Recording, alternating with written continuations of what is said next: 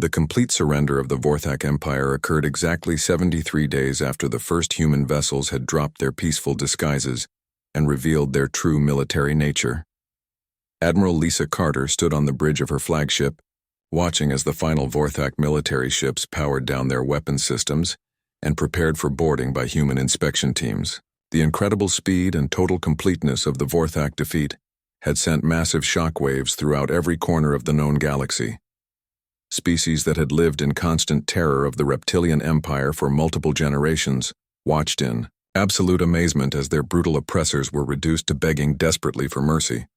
From beings they had always considered harmless merchant traders, General Thakmor himself was brought aboard Carter's command ship, wearing restraints to sign the final surrender documents that would dissolve his empire forever.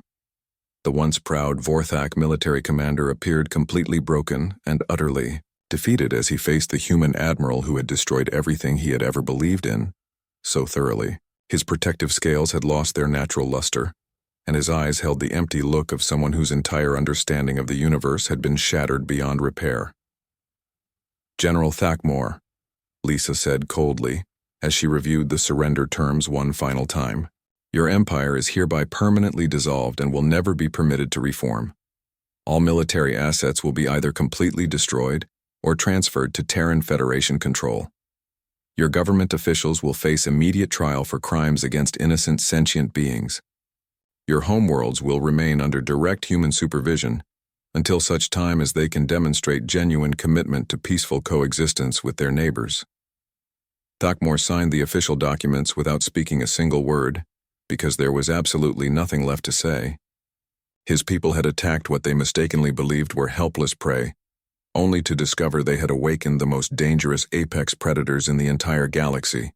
The humans had not simply defeated the mighty Vorthak Empire, they had completely revealed it to be nothing more than a collection of cowards and bullies who could only attack those unable to defend themselves. News of the total Vorthak surrender spread through galactic communication networks within hours of the signing ceremony. On thousands of different worlds throughout known space, beings who had lived in constant fear began celebrating their newfound freedom, while aggressive species everywhere reconsidered their own military expansion plans. The emergence of humanity as a major galactic military power had fundamentally changed the balance of political relationships throughout civilized space. Ambassador Helen Cruz addressed the full Galactic Council exactly 3 weeks after the formal surrender ceremony had taken place. The massive council chamber was completely packed with official representatives from every major species in known space, all desperately eager to understand how humanity had successfully hidden such incredible military capabilities for so many generations. Fellow council members and distinguished representatives, Helen began as she took her position at the central speaking podium. Recent military events have revealed certain truths about humanity that we felt were best kept private until unfortunate circumstances forced our hand. We are definitely not the simple, peaceful traders that many of you have believed us to be for decades.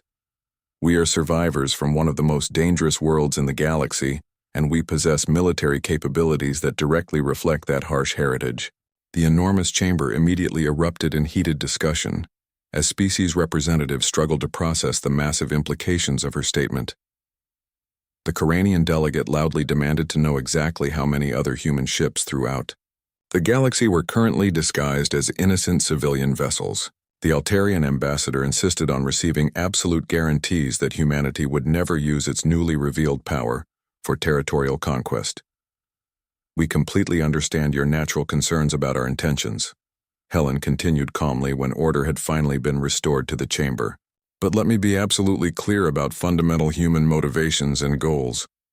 We genuinely prefer peace in all situations, but we remain fully prepared for war when necessary. We honestly hope for the best in others, but we always plan carefully for the worst. We willingly extend mercy to those who demonstrate mercy, and we deliver swift justice to those who deliberately prey upon innocent beings." She gestured toward the large display screen which showed recent images of liberated Zalani children receiving medical treatment in human hospital facilities. The brutal Vorthak Empire systematically enslaved peaceful beings purely for entertainment and profit.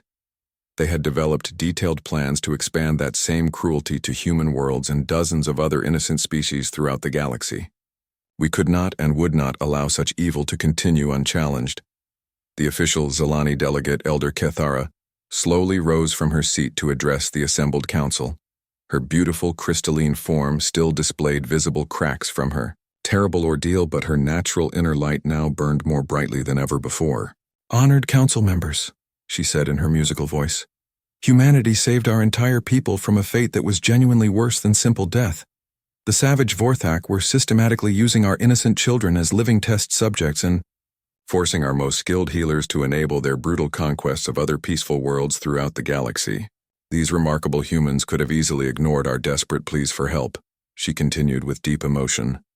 "They had absolutely no treaty obligations to risk their lives protecting us. They chose to risk revealing capabilities they had kept carefully hidden for many generations.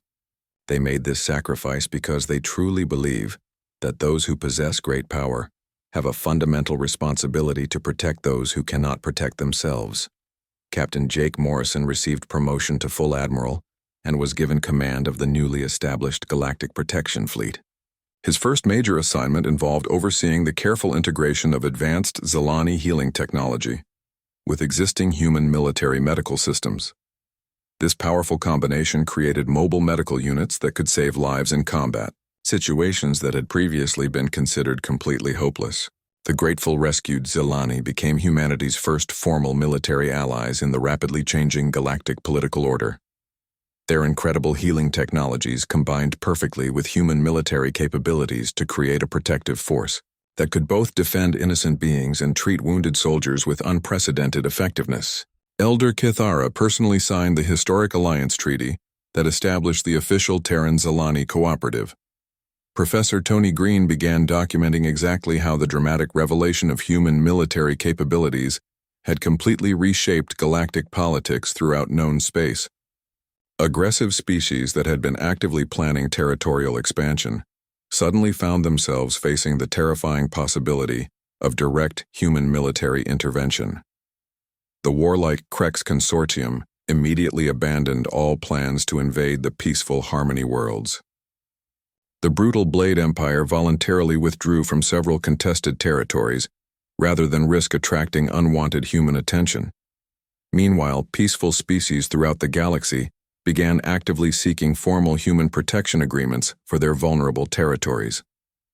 The gentle flower people of the beautiful Serenity system officially requested a permanent human military garrison after receiving direct threats from potential invaders.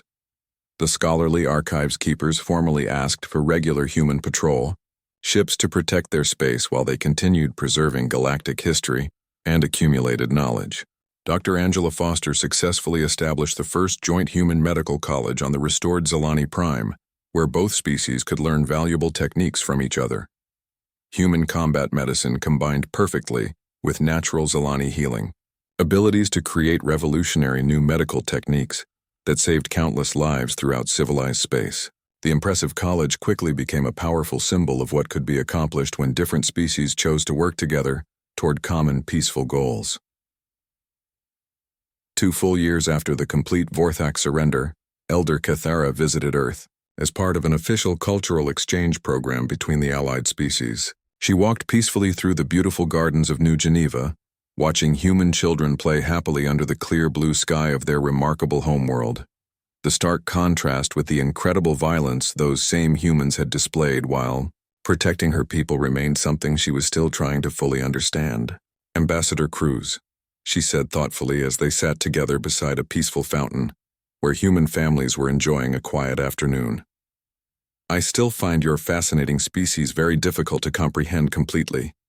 You demonstrate such remarkable gentleness with your own precious children, yet you showed absolutely no mercy whatsoever to our brutal oppressors." Helen smiled warmly as she watched a group of laughing human children feeding ducks in the clear pond. "Elder Kithara, we learned long ago through our own violent history that true lasting peace requires genuine strength behind it. These innocent children can play safely here because their parents remain willing to fight anyone who would dare threaten them." General Thakmore's attempt to negotiate a surrender came exactly 12 hours too late. Admiral Lisa Carter received his desperate transmission aboard her command vessel as human forces completed their systematic destruction of every Vorthak military installation across 3 star systems. The reptilian general appeared on her communication screen looking completely defeated and broken as his once mighty empire crumbled around him. Admiral Carter, I formally request immediate negotiations for a conditional surrender, Thakmor said, while trying to maintain what remained of his military dignity. The Vorthak Empire is prepared to withdraw all forces from Zilani space and provide reasonable compensation for any damages that may have occurred during our brief occupation.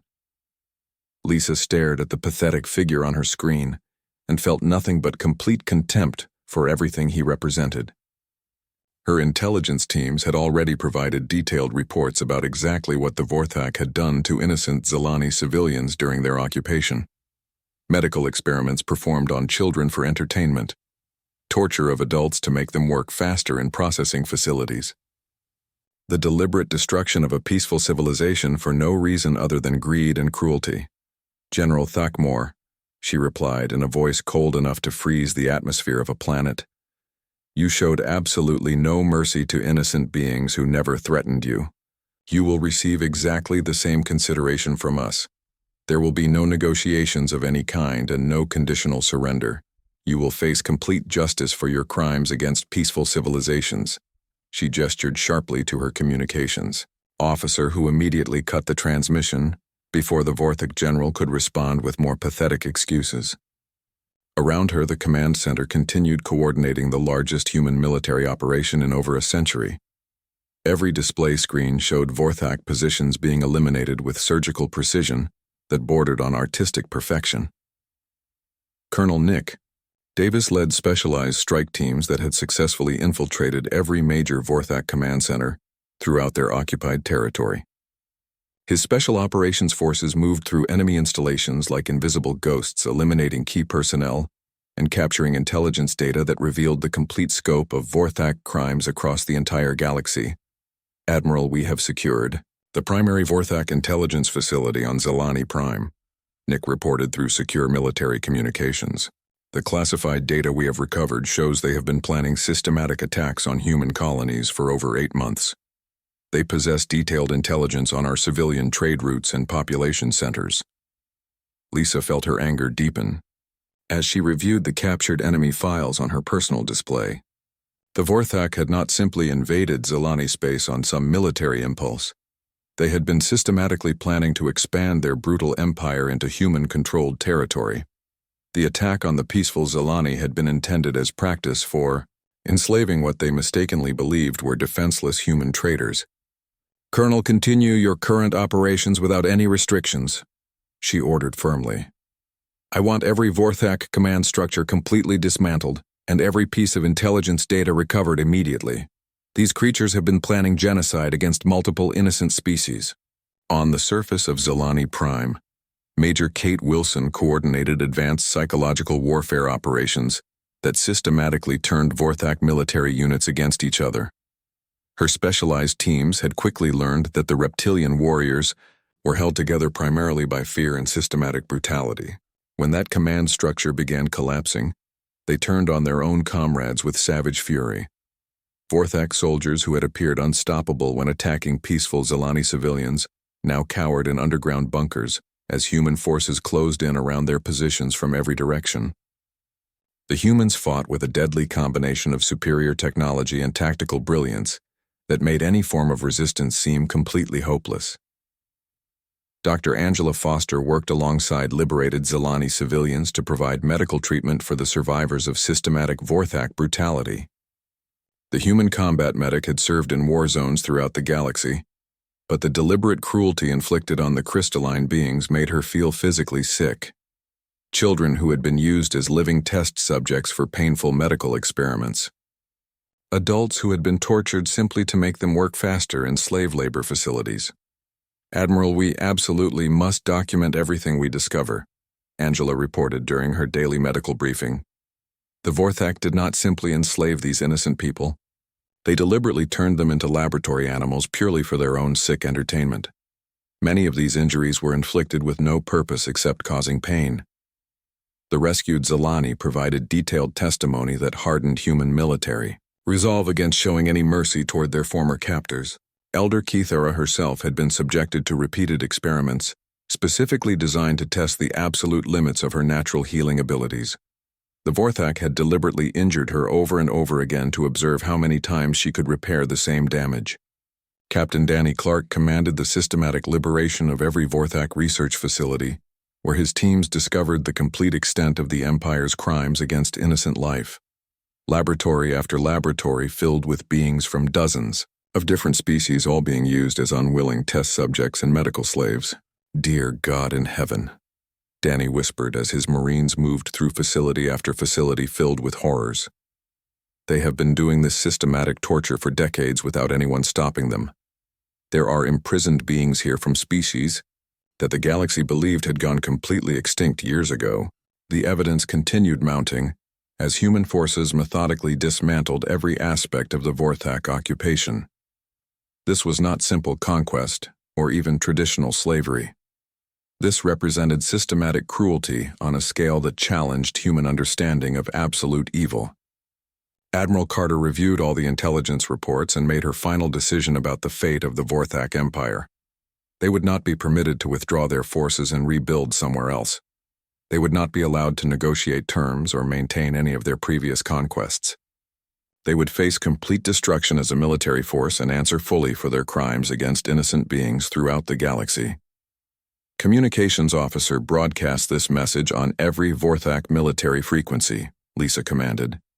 She positioned herself before the main recording screen as equipment captured her words for immediate distribution throughout all Vorthak-controlled space.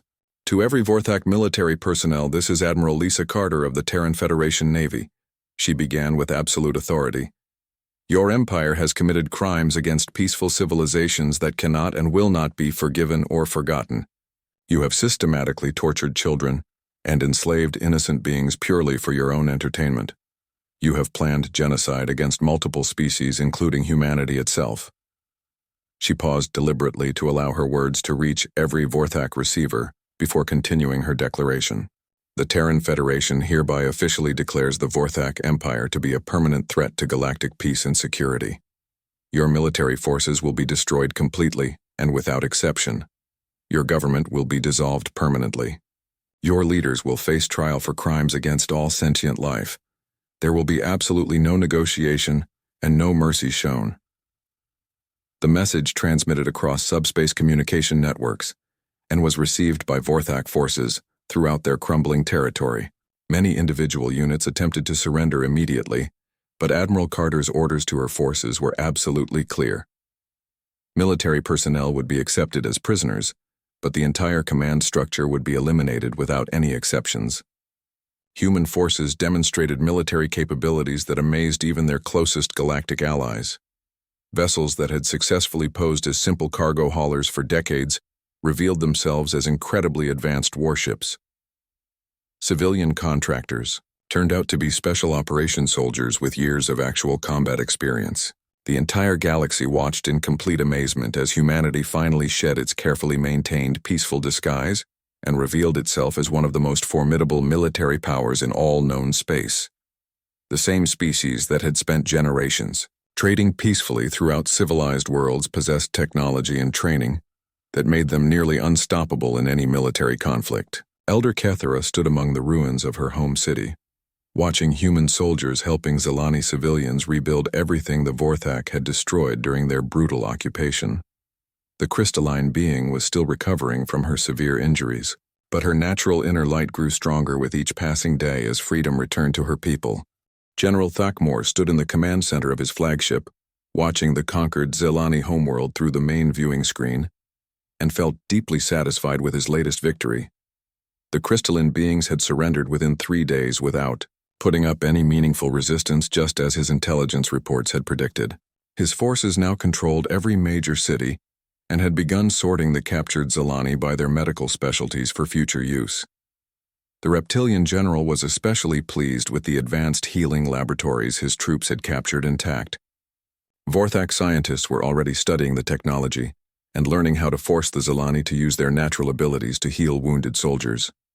Soon the Empire would have mobile medical support that could keep warriors fighting, even after suffering injuries that would normally be fatal. His tactical officer approached carrying routine status reports from the occupation forces across all 3 conquered worlds. The young Vorthak looked confident as he handed over the data pad containing updates on prisoner processing and resource extraction operations. "General, we have detected several dozen vessels approaching the outer system boundaries," the officer reported casually. "Long-range sensors identify them as human cargo ships requesting permission to complete delivery contracts with the former Zelani government." Thakmor barely glanced at the sensor data before dismissing it as irrelevant. Humans were well known throughout the galaxy as persistent merchants who would travel anywhere to fulfill their trading agreements. They came from some moderately dangerous world called Earth, but posed no military threat to any serious power. The general had encountered human traders before, and found them to be weak creatures who avoided conflict whenever possible. "How many ships are we detecting?" he asked without real interest while reviewing prisoner counts from the surface operations.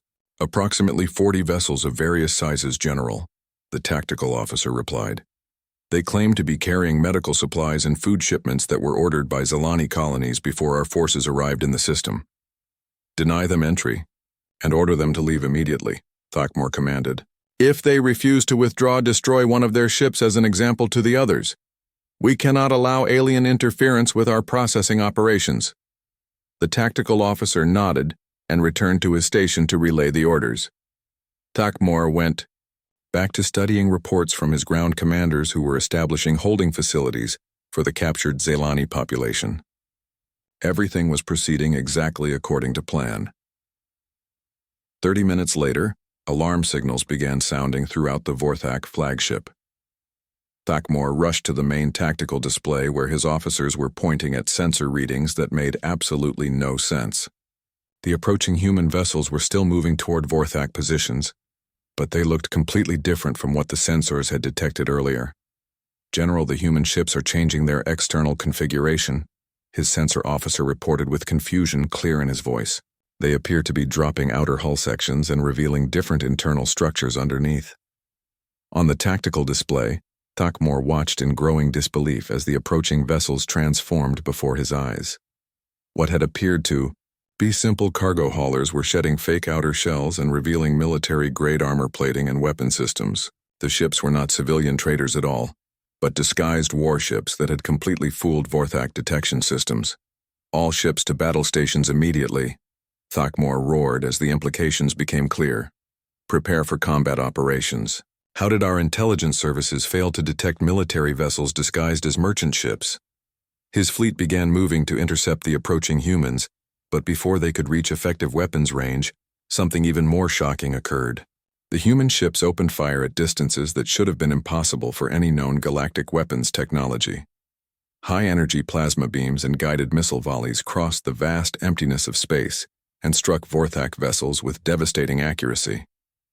The weapon signatures were completely unlike anything in Thakmor's extensive military experience. These systems were generations ahead of current galactic military standards.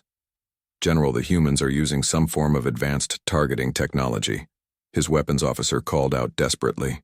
"They are achieving direct hits at maximum sensor range with perfect accuracy, while our return fire cannot even reach their positions." The first Vorthak destroyer vanished in a brilliant explosion as human weapons tore through its defensive armor like it was made of thin metal sheeting. 2 more ships followed within seconds as the human fleet demonstrated firepower that no intelligence report had ever suggested they possessed. "Establish a communication channel with the human commander immediately," Thakmor demanded while watching his forces being systematically destroyed.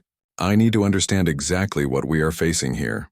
The main communication screen activated to show the face of a human female wearing military insignia that Thakmor had never seen before. She had short blonde hair and cold blue eyes that seemed to look directly through him. Her expression showed no emotion whatsoever as she began speaking. "I am Captain Lucy Evans of the Terran Federation Navy," she said in a voice that carried absolute military authority. "You have exactly 30 minutes to withdraw all Vorthak forces from Zelani space immediately. Any personnel or vessels remaining in the system after that deadline will be completely destroyed." Thakmor felt his protective scales bristle with anger and indignation. No alien species had ever dared to speak to a Vorthak general with such open disrespect and contempt. Human, you are badly outnumbered by superior forces. Your disguised cargo vessels cannot possibly stand against the full might of the Vorthak Empire. Captain Evans smiled, but the expression contained no warmth or humor whatsoever. General, these are not cargo ships, and you are about to learn exactly why Earth is officially classified as a Class 12 death world. You now have 29 minutes remaining. The transmission ended abruptly, leaving Takmor staring at a blank screen while his officers waited for commands. Around the command center, tactical displays showed the human fleet continuing its methodical approach while Vorthak ships struggled to mount any effective resistance. Sir, we are detecting additional contacts throughout the system, his sensor officer announced with barely controlled panic. Multiple human vessels are appearing near our positions around all 3 occupied planets. They seem to be using some form of advanced stealth technology that our sensors cannot penetrate. The tactical display updated to show human ships materializing from nowhere near Vorthak installations across the entire star system. These new vessels were launching what appeared to be assault pods directly toward the planetary surfaces where Vorthak ground forces were stationed.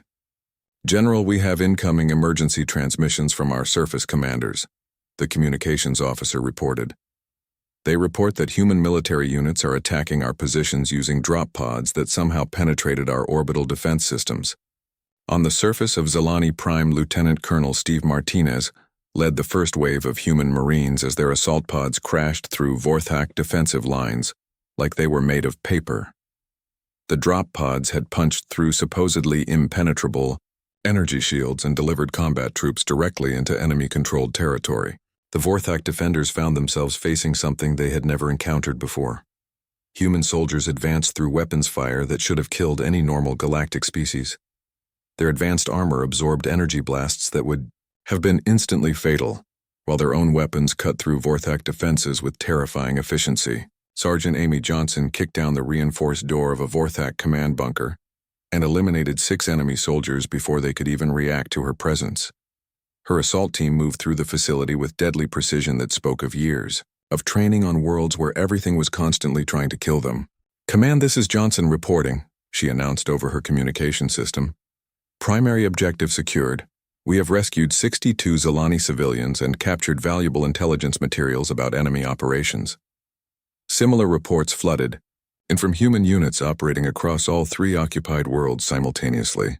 The Vorthak forces that had seemed so overwhelmingly powerful when facing peaceful Zalani found themselves completely outmatched by soldiers who had been forged by one of the most dangerous planets in the known galaxy. Back in space, General Takmor watched helplessly as his supposedly superior fleet was being systematically annihilated by human vessels that moved and fought unlike anything he had ever witnessed. The humans did not simply possess better technology. They fought with a combination of tactical brilliance and savage efficiency that terrified even experienced Vorthak warriors. General, we are receiving surrender requests from multiple ground units, his communications officer reported with defeat clear in his voice. Our surface forces are being completely overrun across all 3 worlds simultaneously. Takmor looked at his tactical displays and finally understood the terrible truth that his military pride had refused to accept. The Vorthak Empire had encountered a species that was everything they had always claimed to be. Admiral Lisa Carter sat in her private office aboard Terra Station, reading Captain Morrison's urgent message for the 4th time. The massive space station orbited high above Earth, serving as headquarters for all human military operations in the galaxy. Through her window, she could see the blue and green world that humanity called home, spinning slowly against the black of space. Morrison's report about the Vorthak invasion troubled her deeply. The Zalani were known throughout the galaxy as peaceful healers who had never threatened anyone. They spent their lives developing new medical technologies and helping sick beings from dozens of different species.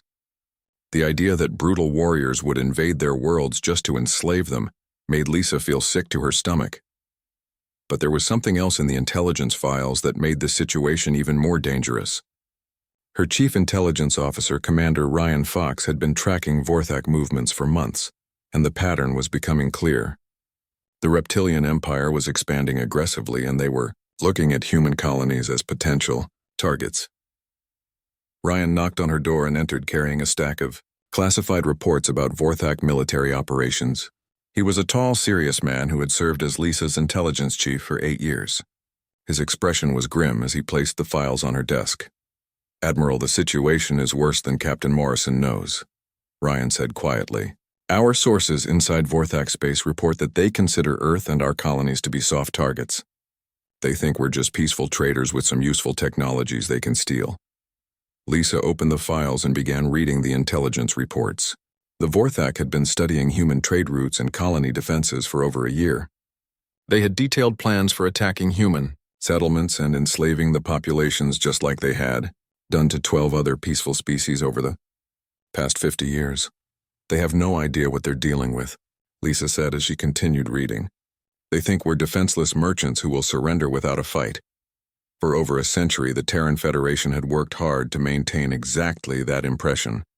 Human ships disguised as simple cargo vessels carried hidden weapon systems. Human traders and diplomats were actually trained military personnel gathering intelligence. The most advanced human technologies remained classified secrets that no alien species had ever seen. "Admiral, I recommend we convene an emergency session of the High Council," Ryan suggested. "This goes beyond protecting the Zilani. The Vorthak are planning to attack our own people next." Lisa nodded and activated her secure communication system.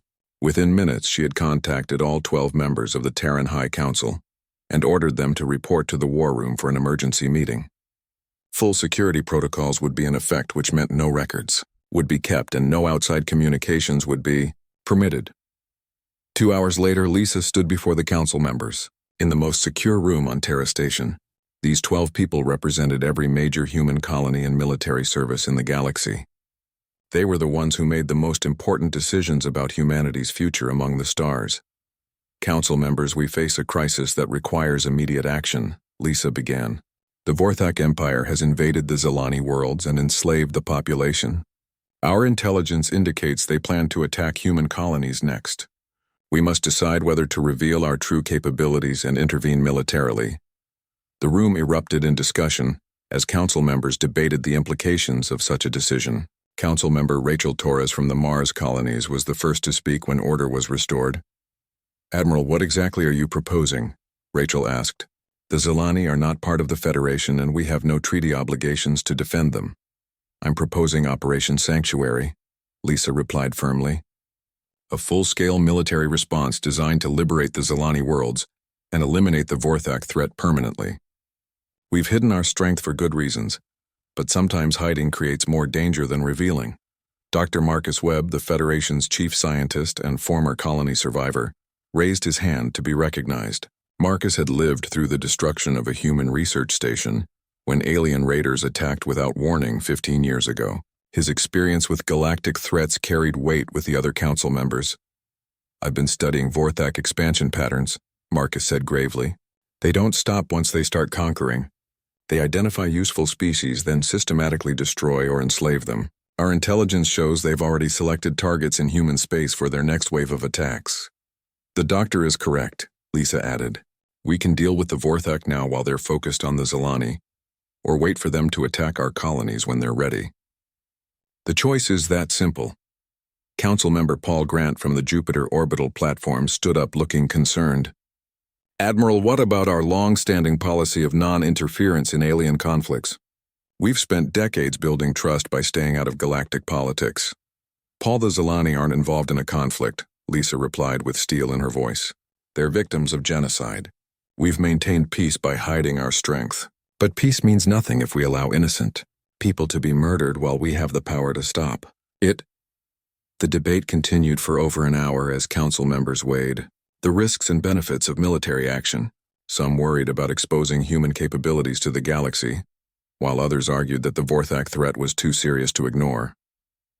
Council member Janet Mills from the outer colonies finally called for order. "We've discussed this long enough. I call for a formal vote on authorizing Operation Sanctuary."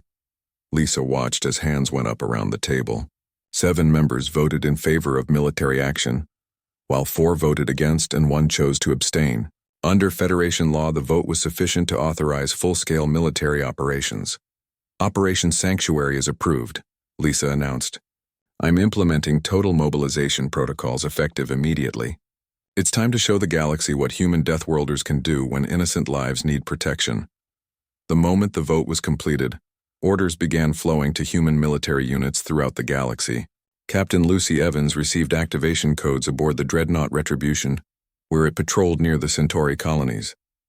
Her ship and 14 others in the Third Fleet began immediate preparations for combat operations they had been training for but never expected to use. Commander Neil Parker got his orders at the Marine training base on Titan. His assault battalion consisted of soldiers who had been preparing for exactly this kind of mission for years.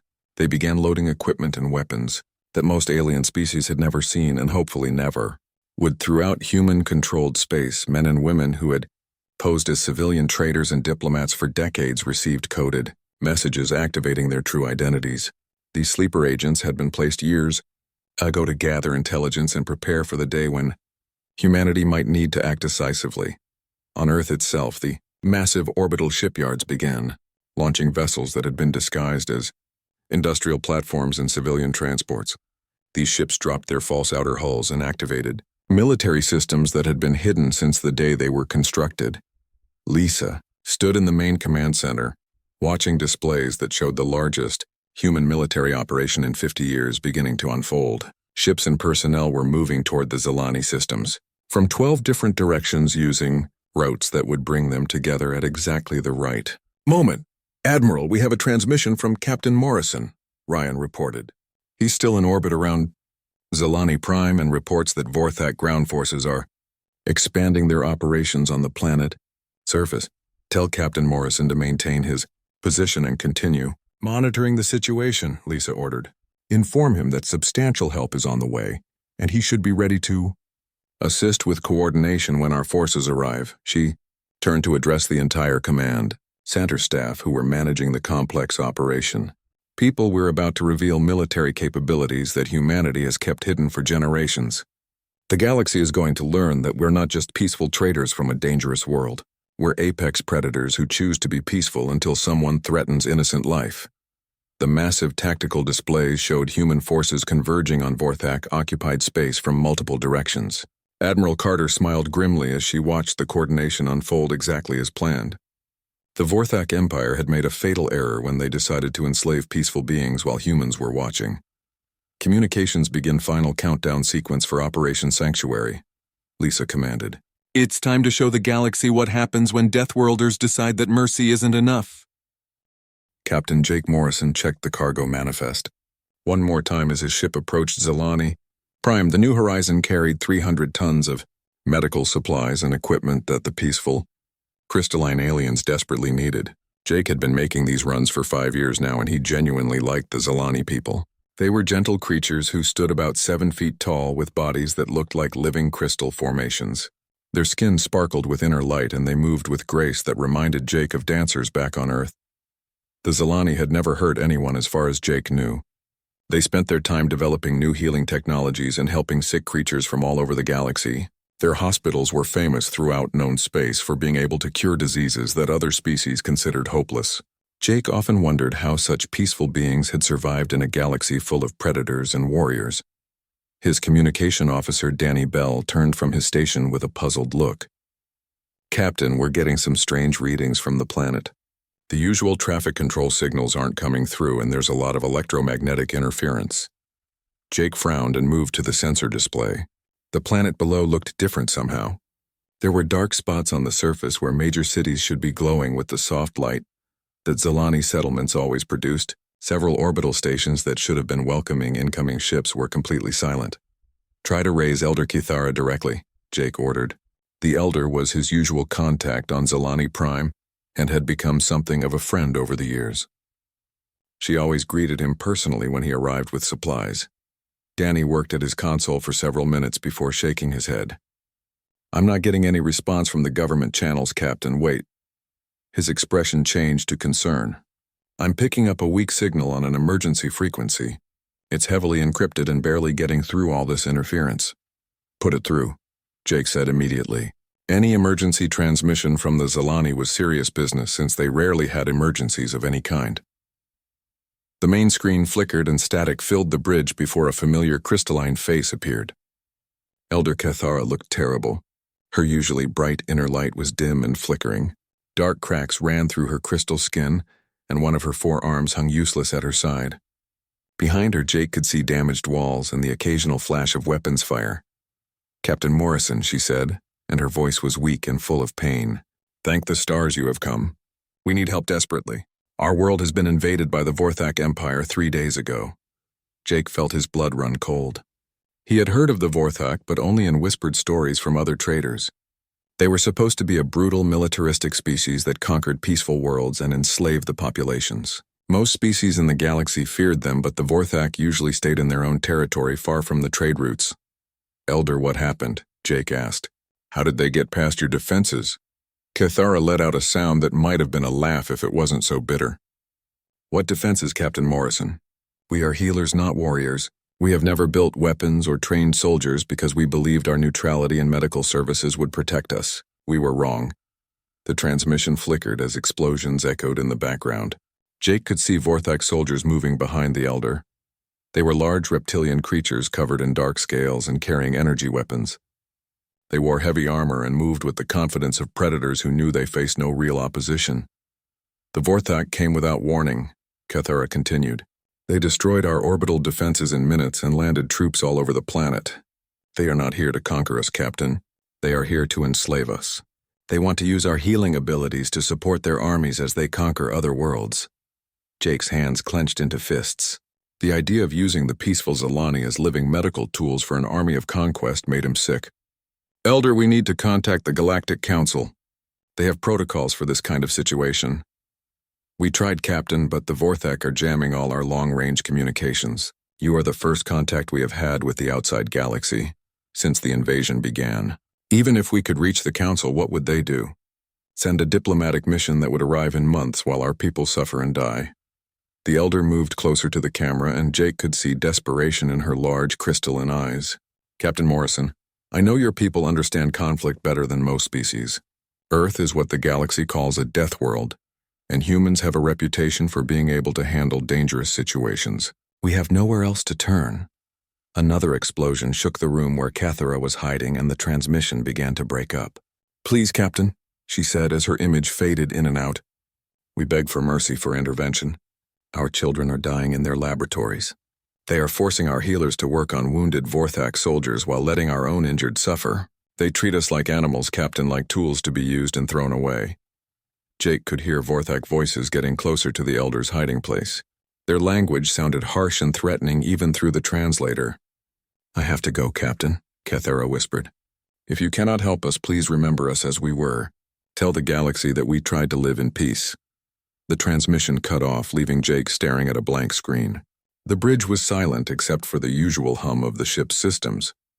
Danny and the rest of the crew looked at their captain, waiting for orders. Jake stood frozen for a moment, thinking about what he had just witnessed. The Zalani were good people who had never hurt anyone. They had dedicated their entire civilization to healing and helping others. Now they were being enslaved by monsters who wanted to use their gifts for conquest and war. He thought about the protocols that governed human traders in this part of space. The Terran Federation had strict rules about non-interference in alien conflicts. Humans were supposed to maintain their image as peaceful merchants and avoid getting involved in galactic politics. But Jake also thought about the look in Elder Cathara's eyes and the sound of her voice when she begged for help. "Danny, open a priority channel to Terra Command," Jake said finally. "I need to speak with Admiral Lisa Carter immediately." "Sir, that's going to take several hours to reach Earth and get a response," Danny replied. "I know," Jake said grimly. "But this is bigger than just one cargo run. The Zalani aren't the first peaceful species the Vorthak have enslaved, and they won't be the last. Someone needs to know what's happening out here."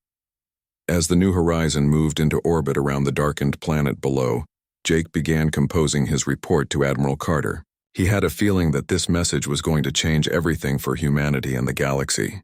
The question was whether that change would come in time to save the Zalani people.